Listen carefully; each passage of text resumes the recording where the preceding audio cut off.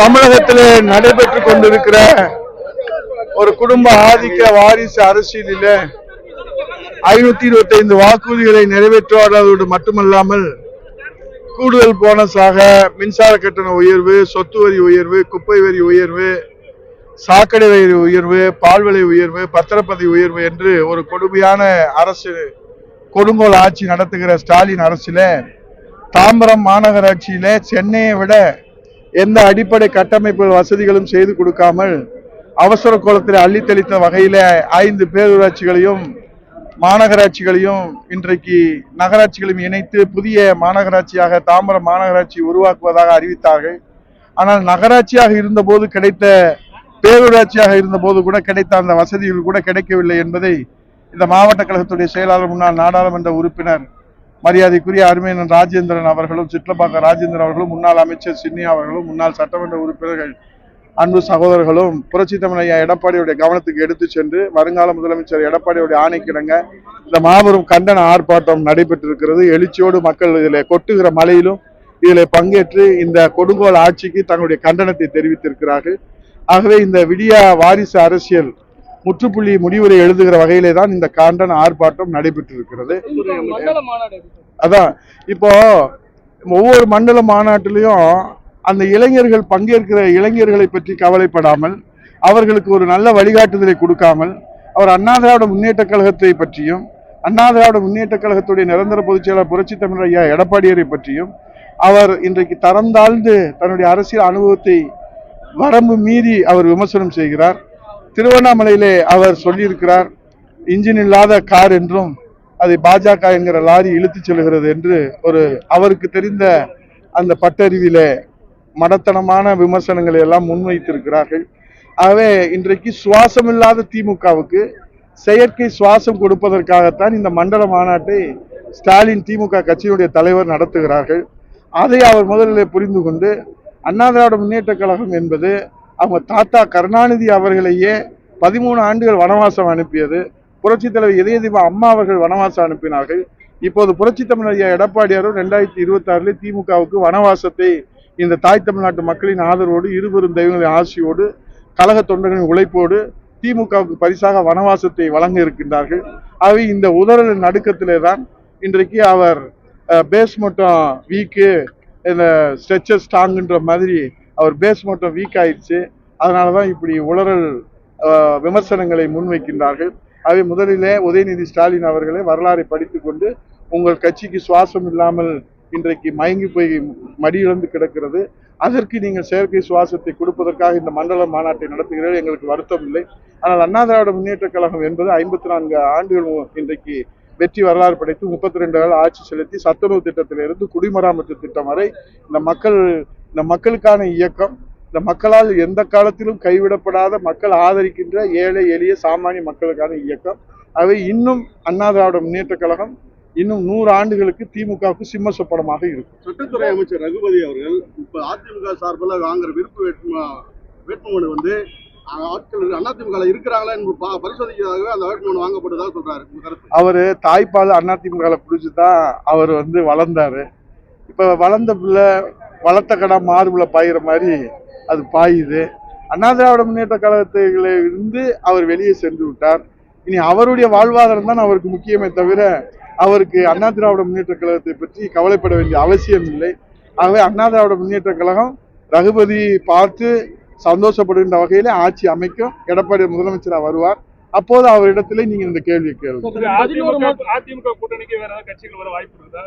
நாங்க இந்த ஒரு வாரத்துக்கு முன்பாக புரட்சி தமிழ் ஐயா எடப்பாடியார் தலைமையிலே கழக செயற்குழு பொதுக்குழு நடைபெற்றது. அதிலே நாங்கள் இயற்றிய தீர்மானத்திலே பிரகாசமான வாய்ப்பு, புரட்சி தமிழ் ஐயா எடப்பாடியாரை முதலமைச்சராக ஏற்றுக்கொள்கிற ஒத்த கருத்துடைய இந்த குடும்ப கொடுங்கோல் ஆட்சியை வீட்டுக்கு விரட்டுகிற ஒத்த கருத்துடைய ஒத்த சிந்தனையுடைய கட்சிகள் அண்ணா திராவிட முன்னேற்ற கழக தலைமையிலே புரட்சி தமிழ் ஐயா எடப்பாடியை முதலமைச்சராக ஏற்றுக்கொள்கிற அத்தனை கட்சிகளையும் அண்ணா திராவிட முன்னேற்ற தொண்டர்களும் ஒட்டுமொத்த தமிழ்நாட்டு மக்களும் சிவப்பு கம்பளம் விரித்து வரவேற்பதற்கு தயாராக இருக்கிறார்.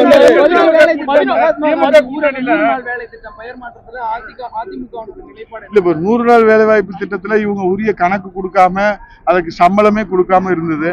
புரட்சி தமிழர் எடப்பாடியை தான் மாண்புமிகு உள்துறை அமைச்சர் அமித்ஷாஜியை சந்தித்து 2999 கோடி வாங்கி கொடுத்தாங்க. ஆகவே இன்றைக்கு இந்த 100 நாள் வேலைவாய்ப்பு திட்டத்தை 10 நாள் வேலைவாய்ப்பு திட்டமாக இந்த திமுக அரசு தான் மாற்றியது. ஆகவே அது குறித்து இன்றைக்கு அவர்கள் கவலைப்பட வேண்டும். முதலில் அம்மா ஆட்சி இருக்கிற போது, எடப்பாடியார் முதலமைச்சர் இருக்கும் போது, கொரோனா காலத்திலே கூட இந்த 100 நாள் வேலைவாய்ப்பு திட்டத்தை தடையில்லாமல் கொடுத்து நாங்கள் அது ஒரு உரிய அந்த ஊதியத்தையும் பெற்றுக் கொடுத்தார் புரட்சி தமிழர் எடப்பாடியார். இதுதான் உண்மையான நிலைமை. ஆகவே இது குறித்து அவர்கள் கவலைப்பட்டு அதற்குரிய நடவடிக்கைகளை எடுத்தால் மக்களுக்கு ஏதாவது விடிவு காலம் கிடைக்கும். எல்லா கூட்டத்திலுமே தாவேக்காவுக்கு திமுக தான் போட்டின்னு சொல்றாரு. அந்த நிலைப்பாடு எப்படி பாக்குறீங்க? தம்பி, வர்றவங்க எல்லாருமே ஆளுங்கட்சி தான் போட்டின்னு சொல்லுவாங்க, எதிர்கட்சியா போட்டின்னு சொல்லுவாங்க. அண்ணா திராவிட முன்னேற்ற கழகம் என்பது புரட்சி தலைவர், மன்னாதி மன்னன், மக்கள் திலகம், சத்துணவு திட்டம் என்ற சரித்திர நாயகன் பாரத ரத்னா எம்ஜிஆர் அவர்கள் திமுகவிலே அண்ணாவின் மறைவுக்கு பிறகு கலைஞர் அவர்கள் குடும்ப வாரிசு அரசியல் ஒரு குடும்ப ஆதிக்கத்தை நுழைக்கிற போது, இனி இது தமிழ்நாட்டிற்கு தீய சக்தி என்றதை இந்த தமிழ்நாட்டு மக்களுக்கு உணர்த்துவதற்காகவும் அவர்களை ஆட்சியிலிருந்து விரட்டுவதற்காகவும் தான் அண்ணா திராவிட முன்னேற்ற கழகத்தை புரட்சி தலைவர் எம்ஜிஆர் தொடங்கினார். அம்மா அவர்கள் இந்தியாவிலே 3வது மாபெரும் மக்கள் இயக்கமாக வளர்த்தெடுத்தார்கள். புரட்சி தமிழர் எடப்பாடியார் அவர்கள் இன்றைக்கு இருவரும் தேவனுடைய வழியிலே அண்ணா திராவிட முன்னேற்ற கழகம் மீண்டும் கூட்டணி ஆட்சி அமைக்கும்.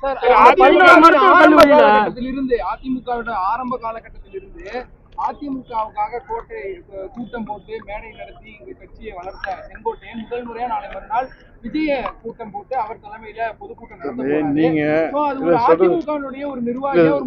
இது குறித்து இல்ல உங்களை போலே ஒரு நண்பர் வந்து எங்க பொதுச் செயலாளர் சேலத்துல கேட்டாங்க. அவர் தெளிவா சொல்லிட்டாரு. மதுரையில கேட்டாங்க, தெளிவா சொன்னார். எங்க கட்சியில இருந்து நீக்கினவரை பத்தி நம்ம பேச வேண்டிய அவசியம் எழவில்லை அப்படின்னு அங்க கோபிச்செட்டிப்பாளையத்துல எழுச்சி பயணத்துல 175வது அந்த பயணத்துல தெளிவா விளக்கமா என்ன காரணம் அப்படின்னு எடுத்து சொல்லிட்டாங்க. அவர் சொன்னதுக்கு மேல நான் என்ன விளக்கம் சொல்றது? சட்டமன்ற தேர்தல் நெருங்கிருச்சு. அதிமுக கூட்டணி எப்படி? திமுக கூட்டணி தொடர்ந்து நாடாளுமன்ற சட்டமன்றத்தில் வலுவா இருக்கிறதா? தலைவர், அண்ணா திராவிட முன்னேற்ற கழகம் தான் தேர்தல் களத்துல முதல்ல தேர்தல் வேலையை ஆரம்பிப்போம். எழுச்சி பயணம் முதல்ல ஆரம்பிச்சு 175 தொகுதி சுத்தின ஒரே தலைவர் எடப்பாடியார். இப்ப விருப்ப மனு செலுத்துறதுல நேற்று மட்டும் 1500 பேரு. இன்னைக்கு மழை நிலவரம் மாதிரி இன்னைக்கு நிலவரம் இனிமேல் தான் தெரியும். அதனால களத்துல முதன்மையா நிக்கிறோம். நீங்க கேட்கிற வர கேள்வி எனக்கு புரியுது. கவலையப்படாது. உங்க கவலையெல்லாம் தீர்வதற்கு தான் தை பிறந்தா வழி பிறக்கும் பிரகாசமான வாய்ப்பு இருக்கிறது. நிச்சயமாக உறுதியாக அண்ணா திராவிட முன்னேற்ற கழக தலைமையிலான வெற்றி கூட்டணி ஆட்சி அமைக்கும். ஏன்பா சந்தேகம்? கொஞ்சம் பொறுமையா தான் இருவேன். தேர்தல் தொடர்பா நீதிமன்றத்துல தமிழக அரசு முகாந்திரம் இல்லை, அதான் சொல்றேன்ல. இவங்க வந்து எங்க மேல வந்து அவதூறுகளை அள்ளி தெளிக்கணும்.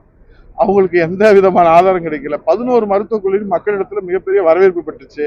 4.5 ஆண்டுகள்ல இவங்க ஒரு ஆரம்ப சுகாதார நிலையம் கூட கொண்டு வரல. அதனால வயிற்றுச்சல்ல வாய்க்கு வந்ததை அவங்க வாய்தா கேட்டு அவங்க சொல்றாங்க. அது நீதிமன்றம் இது மட்டும் இல்ல, இன்னைக்கு பல நீதிமன்றத்தினுடைய குட்டுகள் வந்து இருக்கல.